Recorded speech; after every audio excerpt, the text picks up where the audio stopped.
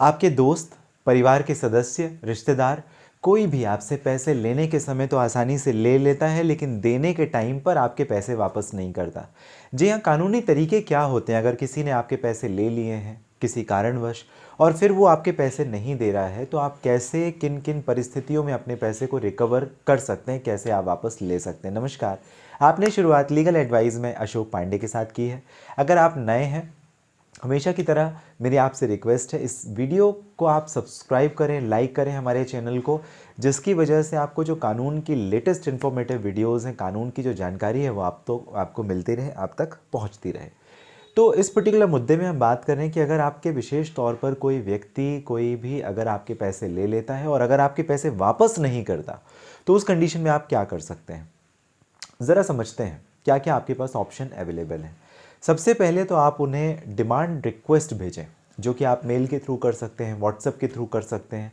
आप उनको बताइए, उनको भेजिए। और कभी भी इस बात का आप ध्यान रखें, किसी भी व्यक्ति को पैसे देते समय आजकल ऑनलाइन का, इंटरनेट का ज़माना है, आप ऑनलाइन पैसे भेजें, आरटीजीएस, एनईएफटी, गूगल पे, फ़ोन पे, जिससे आपको एक रिसीविंग एक्नॉलेजमेंट हो।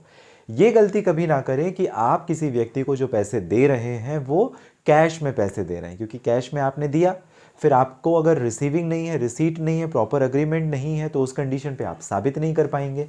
तो हमेशा आप कोशिश करें कि ऑनलाइन पैसे दें, जिसके माध्यम से आपको कल को बात अपनी साबित करनी पड़े कि आपने कितना दिया, कब दिया, तो वो बात आप जस्टिफाई कर सकें। अब अगर वो आपने पैसे दे दिए, अब वो वापस नहीं कर रहा, फिर आप क्या करेंगे।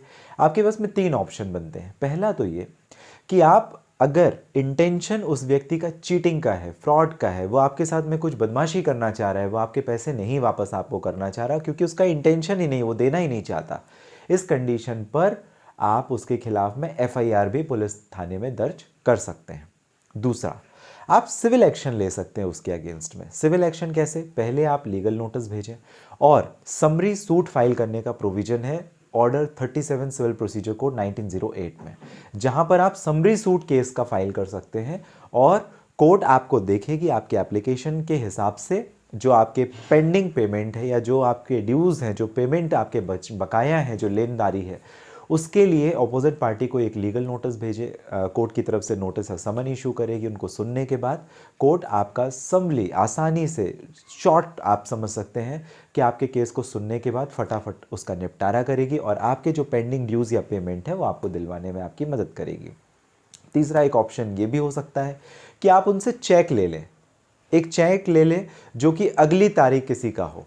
जैसे मान लीजिए किसी आपके दोस्त ने आपसे पैसे लिए 50,000 रुपये, अब आप उससे एक 50,000 रुपये का अगले जिस भी डेट को उसने कमिटमेंट किया है आपको पैसे वापस देने का, उसका एक केस चेक ले लें। जब आप चेक ले लेंगे तो एज एन सिक्योरिटी आपके पास में जमा रहेगा। अगर वो उस महीने की तारीख तक आपको पेमेंट नहीं देता है तो आप उस चेक को बैंक में डाल सकते हैं। जब डालेंगे 2 ही चीज़ें होंगी, या कि आपके पैसे आपके अकाउंट में आ जाएंगे चेक के थ्रू, या कि वो चेक बाउंस हो जाएगा। बाउंस हो जाएगा तो आप अपने लॉयर के थ्रू एनआईए 138 का लीगल नोटिस भेजने के बाद रिकवरी ऑफ मनी का जो प्रोसीजर है, नेगोशिएबल इंस्ट्रूमेंट एक्ट जो कानून है, चेक बाउंस से रिलेटेड संबंधित जो कानून है, उस पर आप कार्रवाई कर सकते हैं और 101% आपके दिए हुए पैसे आपको वापस मिल जाएंगे। इसके अलावा ये जो तीनों तरीके हैं, तीनों ही वाजिब तरीके हैं। कोशिश आप करें कि आप बातों से ही अपने निपटारा कर लें, नहीं ज़रूरत है तो फिर आप लीगल नोटिस भेजें, लीगल नोटिस में आपके पैसे मिल जाएंगे।